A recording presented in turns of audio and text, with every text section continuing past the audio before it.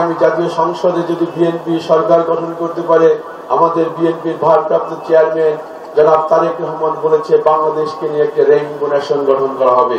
সেই rainbow nation মানে কি? কোন সংখ্যালঘু আর সংখ্যাগুরু বলে কোনো শব্দ থাকবে না।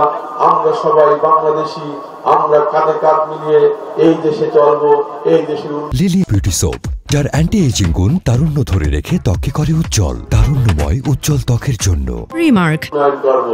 তাই আপনারা যারা হিন্দু অধ্যুষিত এলাকার মানুষ আছেন, তাদের আমি বলতে চাই, আগামী জাতীয় সংসদ নির্বাচনে সরকার, বিএনপি সরকার গঠন করার পর আপনাদের যে কোনো নিরাপত্তার যান মাল এবং আপনাদের সমস্ত নিরাপত্তার জন্য বিএনপি আপনাদের পাশে থাকবে। তাই আপনারা এই পার্ক ইউনিয়নের জনগণকে আমি আশ্বস্ত করতে চাই, আপনারা সর্ব ধরনের নিরাপত্তা পাবেন। আপনারা এই অঞ্চলে দরজা খুলে ঘুমাতে পারবেন। এই অঞ্চলে আপনাদের জন্য কেউ থ্রেট হবে না। এই অঞ্চলে কোন সন্ত্রাসী চাঁদাবাজ গডফাদারের জন্ম নেবে না। আমি আপনাদের পাশে আছি, আমি আপনাদের পাশে থাকবো। তাই আপনারা স্বতঃস্ফূর্ত ভাবে আগামী জাতীয় সংসদ নির্বাচনে আপনারা ধানের শীষে ভোট দিবেন।